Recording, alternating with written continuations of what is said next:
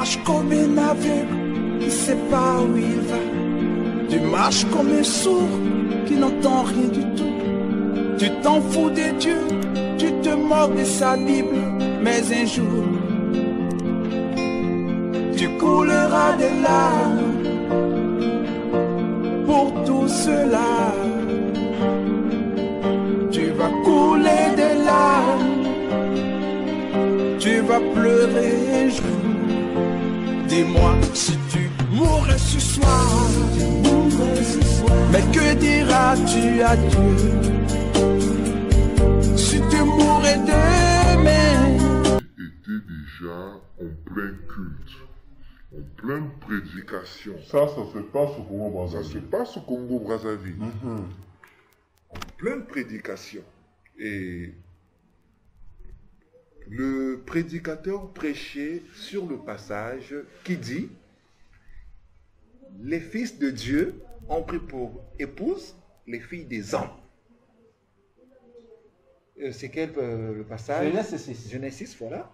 Et je vous dis ce que j'ai dit. Non, de tout en train d'écouter des bêtises. J'étais là, en train d'assister des enfants de Dieu qui répondaient Amen. Des à papas, des bêtises. des mamans, Mais effectivement, des vieux, l'église des est jeunes. remplie de toute catégorie de personnes.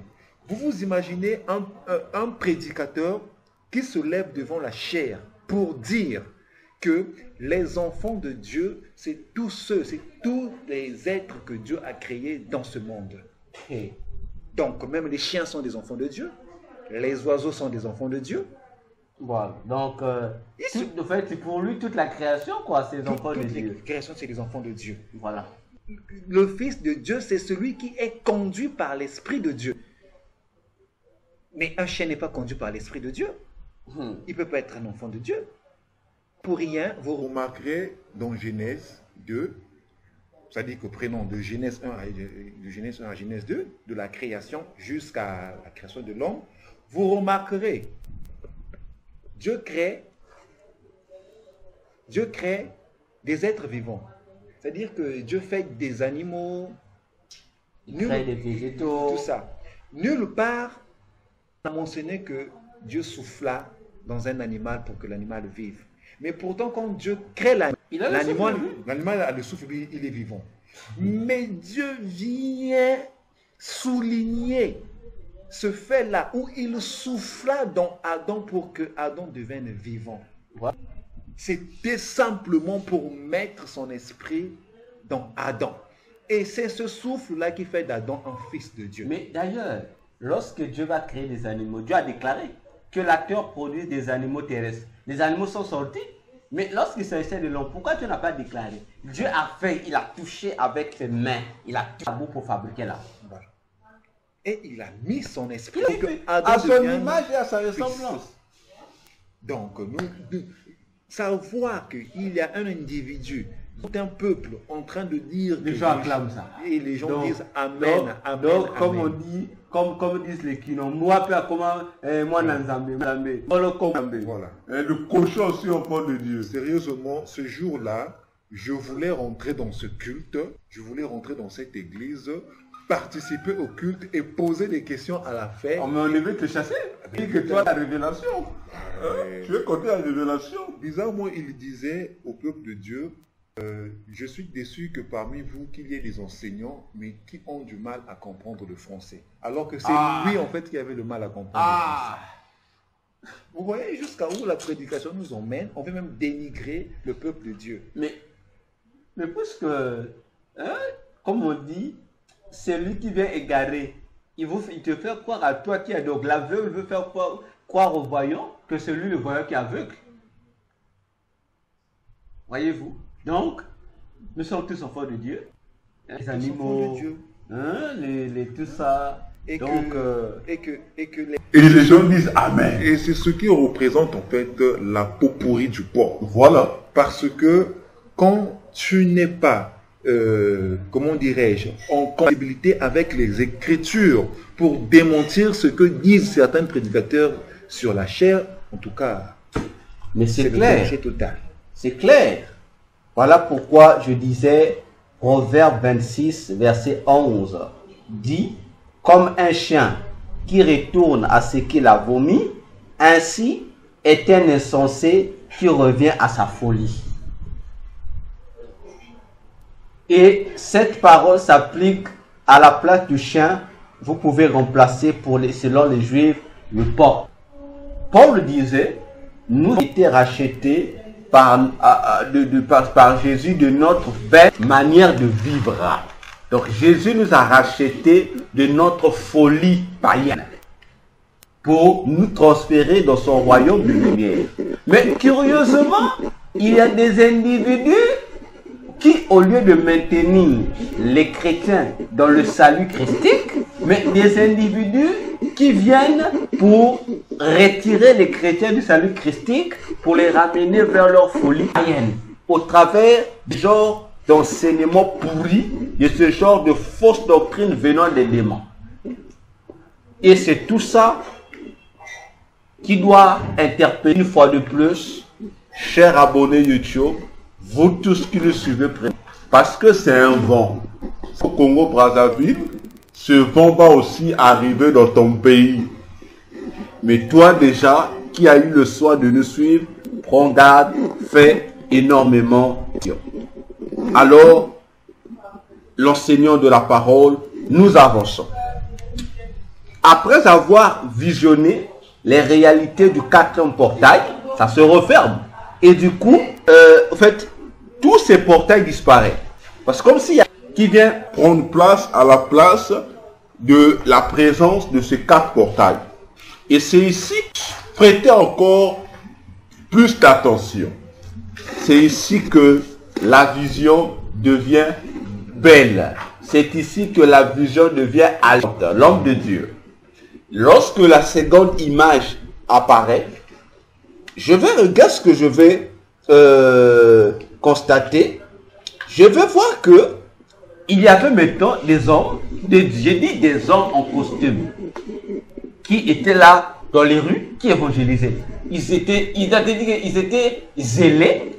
Donc, lorsque tu le vois, tu dis exactement ça, c'est des bons évangélisateurs. En tout cas, ce sont des serviteurs sur qui il faut compter. Ils prêchaient. Ils prêchaient le salut, hein. Ils prêchaient la repentance. Ils sont en train de prêcher la repentance. Ils sont en train de faire l'évangélisation pour le salut des âmes. Et là, mon cœur comme ça s'est déplié et le sourire revenait. Alors, qu'est-ce qui va se passer? Je me retourne vers le Seigneur pour voir en fait son attitude. Je veux dire, peut-être que le Seigneur allait être content. Alors, à ma grande surprise, je regarde que le front du Seigneur Jésus était fermé. C'est comme on dit chez nous, là, le M du front était là, apparu sur le Seigneur. Oh, ça m'a choqué. Mais comment le Seigneur devait être content? Ils sont en train, là, avec les Bibles, en train de prêcher tout ça, les gens les écoutent. Ils prêchent le bon message. Mais pourquoi le front du Seigneur n'est pas déplié, le Seigneur n'est pas dans la joie? Alors, le Seigneur va donc se retourner, va me regarder. Puisque le visage du Seigneur était fixé sur les réalités qu'on voyait. Alors, le Seigneur va me regarder. Le Seigneur va me dire ceci. Ce sont des courageux qui travaillent pour leur propre compte. Ok? Le Seigneur me dit, je répète, ce sont des courageux qui travaillent pour leur propre compte. Mais moi, je ne les connais pas. Ce sont des païens déguisés en mes serviteurs. L'homme de Dieu. Ici, c'est crucial. Comment expliquer des individus motivés, efficaces, je dirais, sur le terrain? Ils sont en train là, ils sont mouillés pour prêcher l'évangile, pour évangéliser. Ils ne prêchent pas comme les autres. Ils prêchent le message de la Bible. Ils disent aux gens de laisser le péché. Ils disent aux gens de venir d'accepter Jésus. Mais, curieusement, le Seigneur dit que ces gens-là, il ne les connaît pas. Et ce sont des païens déguisés en ses serviteurs. De plus, ils travaillent pas pour la gloire de Dieu, mais ils travaillent pour leur propre gloire, pour leur propre avantage. Homme de Dieu, vous les enseignants de la parole. Comment est-ce possible?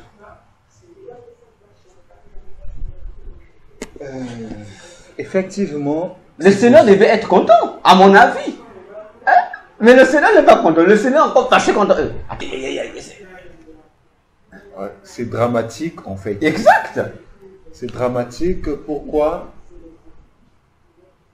Dans le langage du monde, nous disons souvent, un gorille ne peut pas éduquer un homme.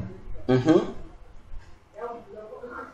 disons, un chien ne peut pas éduquer une poule. D'où, dans le langage biblique, la Bible nous demande d'être des modèles. Exact. Donc, quand nous prêchons la vie, nous devons nous-mêmes avoir la vie. Pour en fait communiquer la même vie que nous avons aux autres. Ok. C'est pourquoi, vous remarquez, Paul disait, il dit, imitez-moi comme je le suis De Christ. de Christ. Il dit, ce que je vous enseigne, ce n'est pas de moi, mais je l'ai reçu de Christ. De Christ.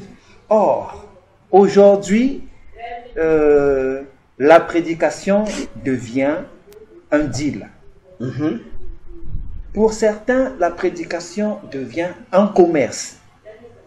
Un commerce où on apprend de par cœur dans l'objectif de faire une église parce qu'on sait que dans l'église, il y a les offrandes, il y a différentes entrées financières qui vont nous permettre de vivre.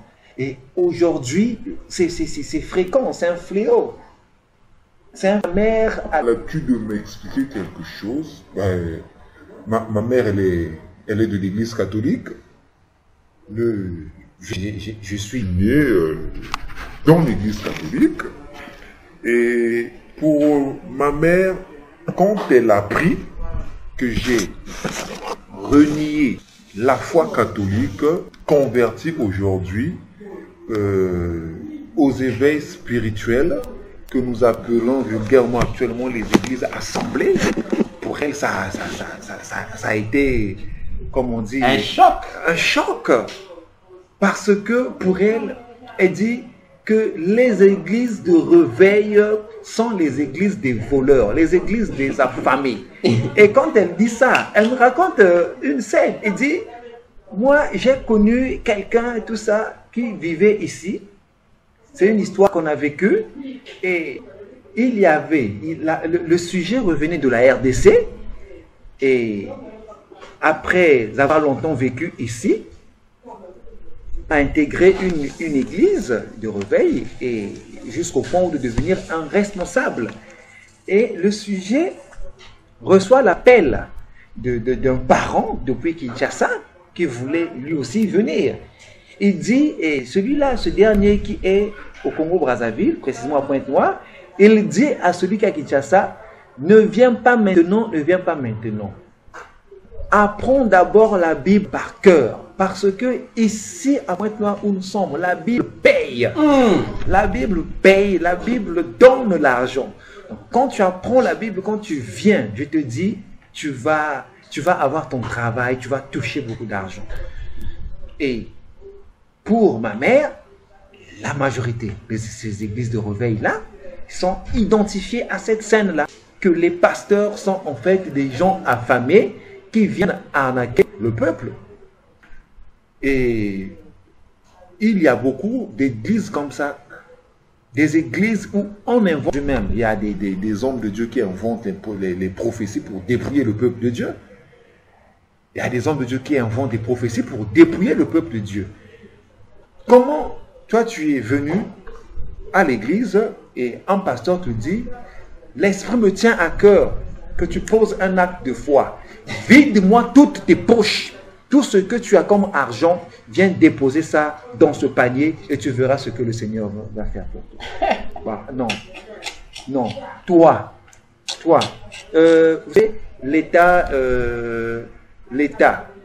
financier aujourd'hui de certains Congolais qu'ils font que parfois qu'ils se promènent avec tout ce qu'ils encore me font. Ouais. Il y a des gens qui sont pas riches, qui sont pauvres, même si j'aime pas utiliser le terme, et qui, le peu qu'il a, il se promène avec pour éviter d'en perdre. Bien sûr. Et ce jour-là, lui qui est père d'une famille, qui vient au temple Pour chercher la face pour de chercher Dieu. la face de Dieu, Pour que Dieu puisse mettons de côté son offrande, et à côté Il aussi, reste aussi un peu pour qui lui. permettra de manger peut-être le soir ou demain, Voilà. et qu'un pasteur lui dit, vide tes poches, viens tout Et, déposer mais dans on le dit qu'il faut panier. donner l'offrande comme Abraham, il faut donner ton Isaac.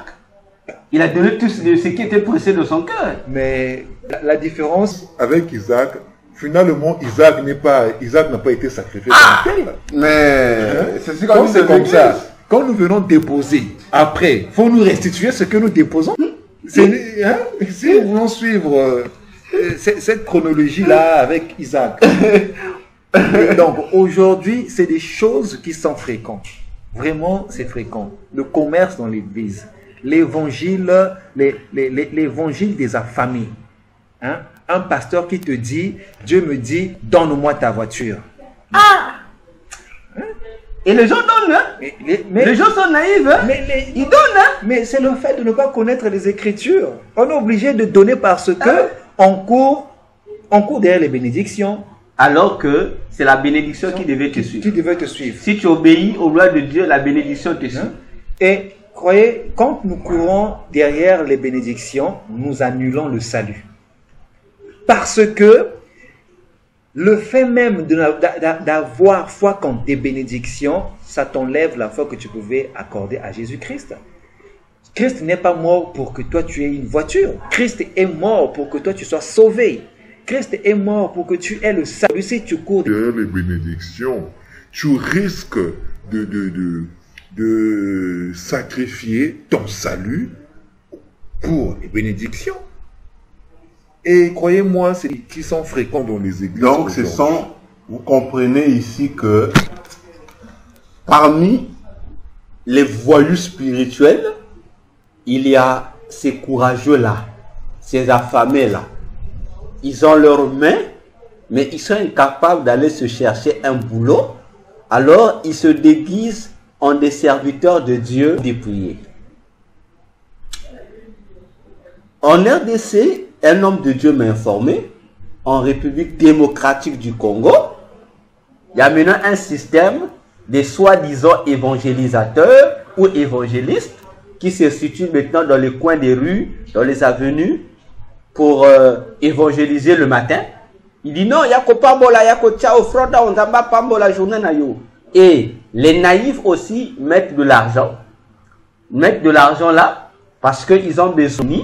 Il vient donner. Et l'homme de Dieu qui me racontait cela, je lui ai dit, l'homme de Dieu qui racontait cela était content. Il dit voilà, je vais amener ça dans mon église. Moi je lui ai dit, si tu ramènes ça, le système là dans ton église, ici au Congo-Brazzaville, sache que je vais t'appeler voleur. Parce que ce que font les Quinois là-bas, c'est du vol, ça n'a rien à voir avec l'évangélisation. Est-ce que dans Matthieu 28, 19 avant, lorsque Jésus disait allez évangéliser les gens, vous devez mettre les caisses ici, vous mettre les offrandes. Il faisait les appels les appels aux offrandes. C'est le vol. C'est le bon. Toi qui viens là le matin pour mettre et l'homme de Dieu. On met là, ce sont des seaux. Hein. Quelqu'un met son seau en route, il va souvent se pointer là où les travailleurs passent là. Donc le seau est rempli et il va déverser dans les sacs, il ramène le seau. Et les naïfs, bon moi je ne les appelle pas des naïfs. Moi je les appelle qui vont y mettre et on leur touche la tête, on dit Zamba Pambola Mokolonayo. Et ça devient fréquent. Mais c'est le vol là. Lorsque les gens vont prêcher, évangéliser, on va dans l'intention de prier, plutôt annoncer aux gens le message de la repentance, qu'ils se répandent. Et Jésus dit, ce n'est pas à toi l'évangéliste d'imposer, de dire à quelqu'un donner. Jésus dit que tout ce qu'on va te donner, l'offrande doit provenir de celui à qui tu as enseigné. C'est lui qui doit penser à t'offrir. Ce n'est pas à toi d'imposer les gens les dollars que vous commencez à imposer les gens ça. De plus, bon, je ne sais pas, papa. Bon, moi qui ai pris mon soin à la maison de faire ma prière matinale pour recommander ma journée au Seigneur. Bon, je viens te mettre l'offrande parce que c'est ta prière à toi qui va ouvrir ma journée. Donc, comme tu as dit tout à l'heure, donc j'annule ma foi en Jésus. Donc, je ne crois pas à la prière de Jésus que je fais. Voilà. Donc, quand tu viens te mettre là, tu ne vas pas chercher d'autre boulot. Maintenant, ta journée à toi qui va la bénir. C'est moi qui lui ai au fait, vous qui apportez ces offrandes à ce genre d'individus-là, à ce voyou spirituel, c'est vous qui bénissez leur journée et ils maudissent votre journée. Ils maudissent votre journée. Parce que Jésus a bien dit, vous avez reçu gratuitement, donné gratuitement. Le salaire, c'est celui à qui tu as fait le service qui doit penser à toi. Ce n'est pas à toi de fixer le montant. Et regardez l'ironie. Si tu viens verser les pièces, ils vont te refuser. Oh non, après ça, donc, c'est comme dans les églises, on voit aujourd'hui, on vous dit, Dieu n'aime pas les jetons, Dieu n'aime que les billets. Ah, l'homme de Dieu. Dans quel verset biblique? Et les gens acceptent ça. Donc, si aujourd'hui, si tu viens mettre 25 francs CFA dans la caisse de l'église comme offrande, l'homme de Dieu va te regarder avec des gros yeux. Il dit non, non, tu insultes. Vous voyez comment est-ce que les courageux sont en train de piller l'église de Dieu et les gens acceptent ces genres de choses. Les gens sont contents parce que pour les gens, tout ça normal. Pour dire encore aux chrétiens congolais, faisons énormément attention. L'homme de Dieu, en 2018, lorsque je suis allé à Brazzaville pour assister à la cérémonie du livre du Congologue. La cérémonie avait lieu le 22 août, ouais, je crois un samedi, et oui, je pense un samedi, lorsque je me trompe. Le lendemain, c'était un dimanche. Il fallait que je cherche une église où je devrais aller communier le dimanche. J'étais logé dans un hôtel. La nuit du samedi, j'ai prié le Seigneur. Faut qu'il me montre au moins où je devais aller prier. Vous savez que moi, je suis de Pointe-Noire, je ne suis pas de Brazzaville. Cette nuit, le Seigneur m'a rien dit. Le dimanche, je me suis réveillé vers les 5 heures pour parler, pour prier. Encore, j'ai importuné le Seigneur. J'ai dit, Seigneur, moi, je ne veux pas passer ma journée à l'hôtel ici. Je veux que tu me dises où je devrais te prier ici à Brazzaville. Et je suis au quartier Wenzé. Je suis à Wenzé. Et je suis à un hôtel qui est non loin de Wenzé. Donc, je suis dans Wenzé et l'hôtel aussi se situe à Wenzé là-bas. Alors, l'hôtel se situe dans 75 rue Aboli. Là, je suis là à l'hôtel. Je prie à 5 heures, j'ai importuné le Seigneur et le Seigneur se révèle à moi. Parmi tout ce que le Seigneur m'a montré, m'a dit, vous savez, le Seigneur m'a dit une phrase qui m'a traumatisé. Il a dit, dans tout Brazzaville, il a dit, il n'y a que 10 églises qui l'appartenaient en 2018. Donc, alors que pendant tout mon séjour à Brazzaville, j'ai vu des églises dans des ruelles, il faut avoir 4-5 églises dans la même ruelle. Bon, j'ai essayé d'évaluer. Bon, comment est-ce que parmi toutes les églises qui sont ici, que j'ai moi-même vu de mes propres yeux à Brazzaville ici, que le Seigneur Jésus-Christ puisse dire qu'il n'y a que 10 églises qui l'appartenaient. Jusqu'à aujourd'hui, je me pose la question. Si en 2018, il y avait 10 seulement, 10 églises Brazzaville appartenaient à Jésus. Bon, est-ce qu'aujourd'hui nous sommes en laissons 2023. Bon, on est en 2022. Y a-t-il augmenté ou ça diminue? Point d'interrogation. Comme pour dire encore aux Congolais de Brazzaville, faites attention. Ce que vous voyez comme église, ne pensez pas que c'est église. Attention, demandez le discernement spirituel pour que le Seigneur vous aide. Nous poursuivons l'homme de Dieu. Après cette image des courageux, il y a une troisième image qui prend place. Et c'est ici encore que c'est plus terrible. La troisième image qui apparaît, je vois une vaste salle. Donc je ne pouvais pas distinguer le plus l'infini ou le moins l'infini. Il y avait plusieurs personnes à l'intérieur. Alors, il y avait un podium. Donc en bas, il y avait des gens. Et au-dessus, il y avait des gens aussi. Au-dessus, c'était des cardinaux catholiques qui étaient habillés avec leur soutane là, que tu connais, de leur blanche. Ils étaient là à l'INSEE nombre. Alors, au pied du podium, il y avait les hommes d'église. Je dis, les pasteurs des églises étaient là. Les pasteurs des églises avaient des soutanes, c'est-à-dire des robes noires. Comme ils ont l'habitude de mettre maintenant. Voilà, les robes noires avec des... Vous appelez ça quoi? Des petits chapeaux là. Non, ils n'avaient pas de toges, ils avaient que la robe noire. Les robes noires, au bout des mains ici, il y avait, au bout des mains, c'était rouge. Au niveau de la corde, était rouge. Au niveau des bras rouges, voilà. Et ils avaient le petit chapeau là, comme le chapeau des juifs là, qu'ils mettent sur la tête là. Ils étaient là de couleur rouge. Alors, les hommes, tous les hommes de Dieu qui avaient les robes noires, qui étaient en bas, venaient à tour de rôle se rapprocher auprès de ces cardinaux catholiques. Je vois de chacun avait des sortes de petits blocs-notes, mais c'est un livre. Je ne sais pas si c'est un livre ou bloc-notes, mais ça avait la couleur rouge. La couverture de ce document était rouge. Et au-dessus, on a pris le sacramento. Il recevait cela. Alors, il dit ceci, que ces hommes de Dieu-là,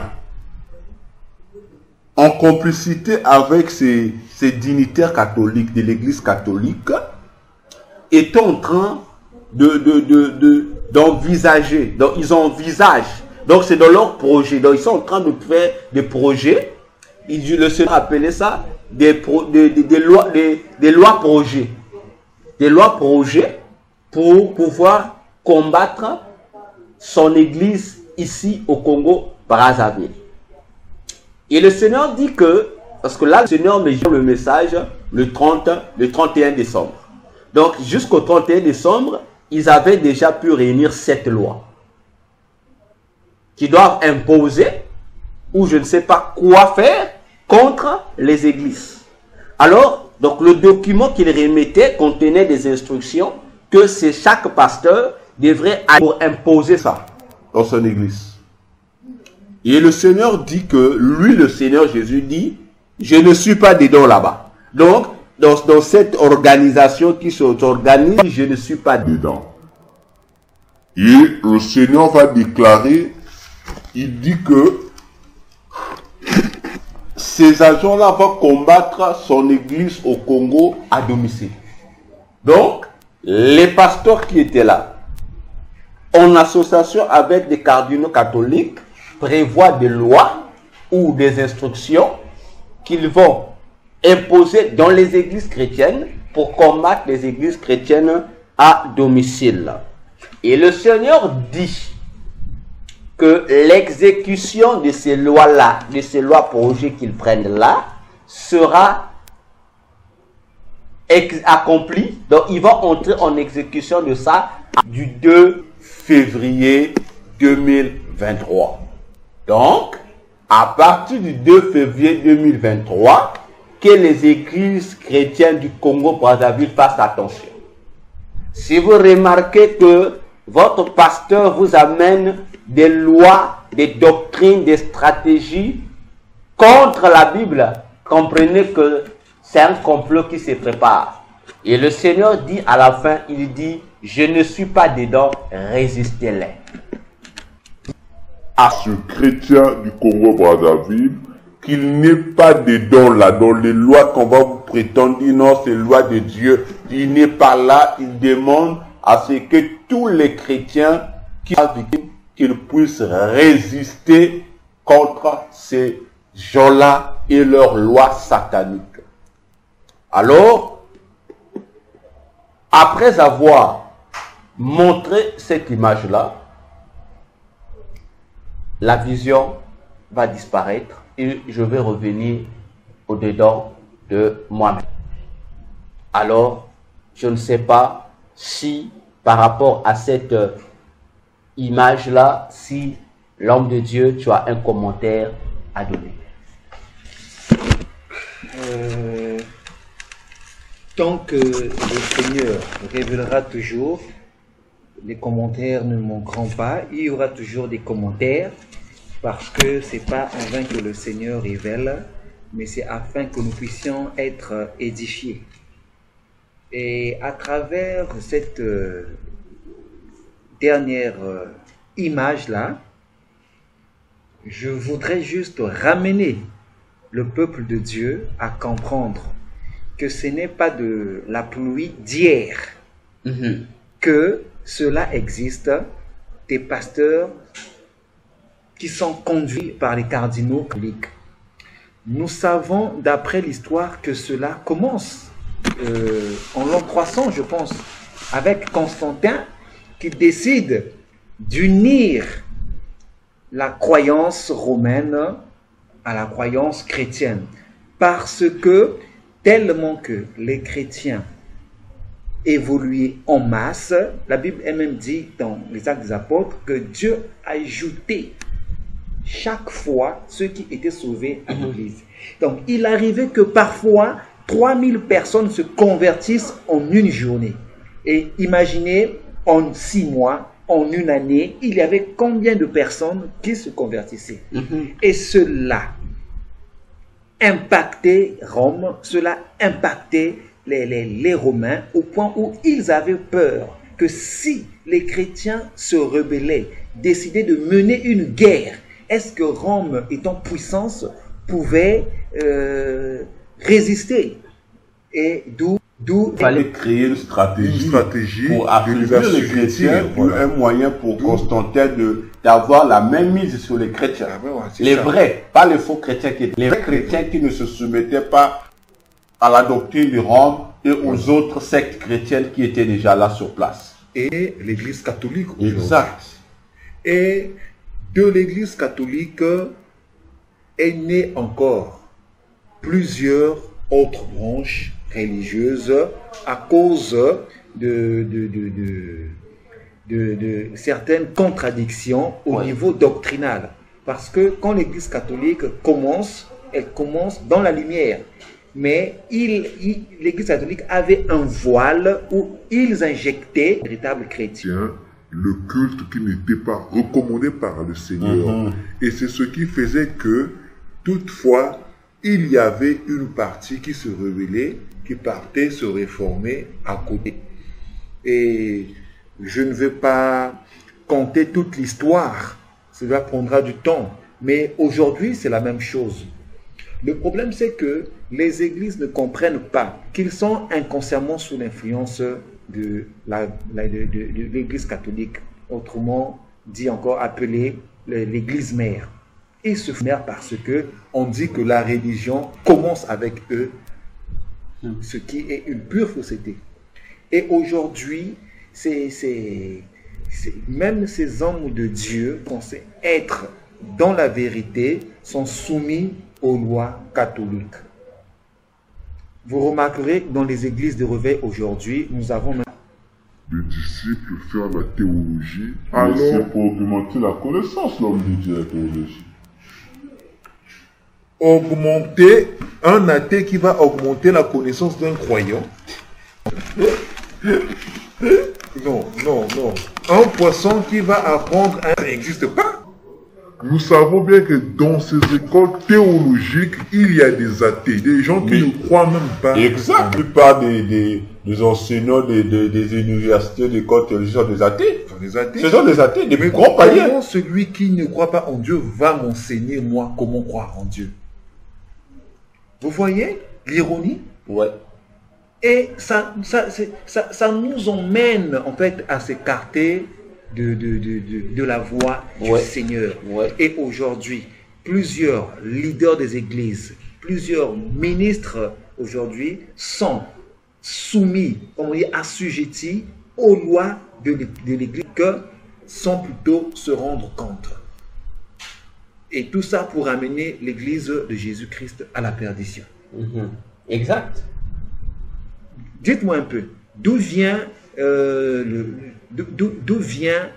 la doctrine où les pasteurs mettent maintenant des soutanes et des toches aujourd'hui?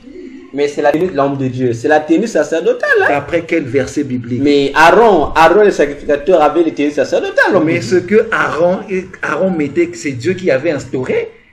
La confection même, c'est Dieu qui donne les dimensions, les formes. Maintenant, dites-moi, ce que met je sais pas, le pape sur sa tête là, qui a donné? C'est Dieu qui a donné? Ah, mais bon, c'est les soutanes là. Moderniser le chapeau d'Aaron. Moderniser quoi? Le temps actuel, on modernise un peu. Non, déjà, le chapeau d'Aaron est différent du chapeau que mettent ces gens-là. Il n'a rien à voir. Ça n'a rien à voir. Donc, on comprend que... Donc, vous combattez les tenues sacerdotales? En tout cas, je combats les tenues sacerdotales. Bibliquement, aujourd'hui, chrétien, c'est le Saint-Esprit. Nous avons comme vêtements parce que le Saint-Esprit agit en nous. Là, les pères d'église vont te fâcher contre toi. Les pères d'église, là, ils vont se fâcher contre toi parce que lorsqu'il faut consacrer les gens au ministère, ce sont ces vêtements-là qu'ils mettent. Lorsqu'on les appelle pour traiter d'affaires d'église, ils viennent avec ces tenues-là. Mais ils tiennent ça de qui? Pas d'un verset biblique, pas d'un passage biblique. Mais c'est la tenue sacerdotale. Mais par rapport à qui? Par rapport à mais c'est ça, Banganzambe, Banganzambe, c'est moi, et la main à Bango. Ils n'ont qu'à mettre la même tenue que mettait Aaron. Là encore, on pourrait peut-être comprendre. Mais tant que ce qu'ils le mettent n'a rien à voir avec ce que mettait Aaron, il y a un souci, il y a un problème. Il y a un problème. Il y a un problème. Vous vous rendez compte, un homme de Dieu qui prêche la parole avec un chapeau sur la tête, alors que la Bible dit, on ne peut adorer le Seigneur la tête ouverte pour les hommes. Non. Mais aujourd'hui, un individu va se lever à prêcher la parole de Dieu, adorer le Seigneur avec un chapeau sur la tête. Dites-moi. Je comprends. L'adoration, la tête voilée a été donnée aux femmes. Je comprends que c'est l'esprit du féminisme qui atteint les hommes. Donc au fait, c'est le même esprit de l'homosexualité. C'est ça. Donc qui rentre aussi spirituellement. Mais je dirais, qu'est-ce que nous allons encore dire? Parce que c'est à la femme de se voiler. C'est à la femme de se voiler. De mettre un peu, de cacher la tête. Voilà. Bon, mais aujourd'hui, les hommes on laisse les femmes non voilées. Nous avons les hommes maintenant qui se voilent. Nous avons des femmes servantes qui ont des cheveux coupés aujourd'hui, qui nous mettent. Voilà. Donc, comprenez déjà que tous les hommes de Dieu qui portent les képis là. Je sais pas cette képi, je sais pas, ou capa ou quoi sur la tête là, qui se font appeler des évêques là. On sont des pédés spirituels. Spirituellement, c'est des pédés. C'est des homosexuels quoi. Ils sont des sexuels. C'est des choses que le Seigneur n'a pas instaurées. Moi, je suivais un pasteur à la radio qui a dit une chose qui m'a plu. Il parlait de Paul, la recommandation de Paul qui disait que quand quelqu'un n'a pas marché selon, ou quand quelqu'un ne marche pas selon les principes, qu'il fallait livrer la personne au diable. Oui, 1 Corinthiens 5. Voilà. Bon, non, ce n'est pas dans ce sens-là. En fait, lorsque... bon, prenons ça de sens là, c'est la réformulation. Comprenez la réformulation. C'est une réformulation. Voilà. Une réformulation. Okay. Et ce pasteur-là était en débat avec un autre. Où, pour un, il était normal de livrer quelqu'un à au Satan. diable, oui, de manière catégorique. Qu'on le livre à Satan, quoi. Qu'on le livre à Satan. Ok. Et l'autre qui m'a plu dans son langage, il dit, oui, Paul a écrit. Mais qui était Paul? Paul n'était qu'un homme. Il dit, oui, Paul a dit cela. Mais non, c'est là où les gens ne comprennent pas. C'est une parenthèse que nous ouvrons. Parce que nous avons dit que c'est un séminaire. Donc, nous avons notre temps de développer ce à quoi nous sommes en train de partager. Les gens ne savent pas faire la différence entre les avis de Paul et les révélations divines que Paul donnait. De l'Ancien Testament, de Genèse à Apocalypse, il n'y a aucune loi de Dieu qui nous dit de livrer quelqu'un à Satan. Ça n'existe pas. Ça n'existe pas. Donc lorsque Paul donne, Paul dit, j'ai jugé. On va le lire. 1 Corinthiens 5. On va lire 1 Corinthiens 5. Que les Chrétiens, 1 Corinthiens 5. Oui. Voilà. Du premier verset, je peux lire à partir du premier verset. Paul dit, on entend dire de toutes parts qu'il y a parmi vous de l'impudicité. Et même une telle impudicité contre les gentils, c'est-à-dire les païens, il n'en est point fait mention de semblable. C'est que quelqu'un entretient la femme de son père. En un mot, quelqu'un avec la femme de son père. Et cependant, vous êtes enflés d'orgueil et vous n'avez pas plutôt mené deuil, afin que celui qui a commis cette action fût retranché du milieu de vous. Bien. Mais moi, étant absent du corps, mais présent en esprit, j'ai déjà ordonné, comme si j'étais présent, touchant celui qui a ainsi commis telle action. Vous et mon esprit, étant assemblés au nom de notre Seigneur Jésus-Christ, j'ai déjà ordonné, par la puissance de notre Seigneur Jésus-Christ, qu'un tel homme soit livré à Satan. Je m'arrête là. Donc, Paul prend un engagement où il implique le Seigneur, il dit, je dois livrer cet homme à Satan. Mais Paul ne dit pas que c'est une loi. Non, ça devient une loi pour certains pasteurs. C'est ça l'erreur. Ça devient une loi. Quand un père est en contradiction avec son fils, le slogan devient « Je veux te livrer à Satan ». Ça devient même un slogan des menaces. Oui, une intimidation. Une intimidation. Qui n'a rien à voir avec l'affaire en cause. Alors que qu'est-ce que nous demande Jésus? Jésus nous demande simplement l'amour. De telles personnes doivent être réenseignées, redirigées, au lieu de les livrer. Donc, l'erreur, c'est quoi? Les pasteurs qui imitent Paul pensent que lorsqu'ils vont livrer la personne, que c'est pour que la personne puisse se perdre. Parce que lorsque tu fais tu coinces le pasteur dans un débat pour lui monter dans l'oreille et te dit je te livre à Satan. Donc lui, il pense qu'on te livre à Satan, c'est comme si il t'envoyait en enfer. Mais il oublie que lorsque Paul a livré ses frères à Satan, c'est 5. Qu'un tel homme soit livré à Satan pour la destruction de la chair, afin que l'esprit soit sauvé au jour du Seigneur Jésus-Christ. Vous voyez la confusion? Donc vous qui livrez les gens, que vous ne livrez pas les gens pour les empêcher d'aller au ciel, mais vous les aidez à entrer au ciel. Vous les aidez à entrer au ciel. Donc, oui, des hommes en tenue sacerdotale, c'est du satanisme pur, ces tenues sacerdotales là. C'est les mêmes vêtements qu'on retrouve chez les féticheurs, non? C'est pas les mêmes vêtements qu'on retrouve chez les bouddhistes, les gens mystiques, lorsqu'ils font leur truc occulte. C'est le même vêtement. Mais comment on retrouve les vêtements des satanistes, les vêtements des sorciers, les vêtements des occultistes, on retrouve ça maintenant dans les églises de Dieu? Faut qu'elle a fait. On comprend en fait effectivement ce qui se passe. Comme pour interpeller encore les chrétiens du Brazzaville, en tout cas, faisons attention. Ce message fait ici, je l'ai déjà annoncé dans mon groupe depuis décembre, depuis le 30 décembre. J'ai déjà fait ce message-là. Non, le 31 décembre.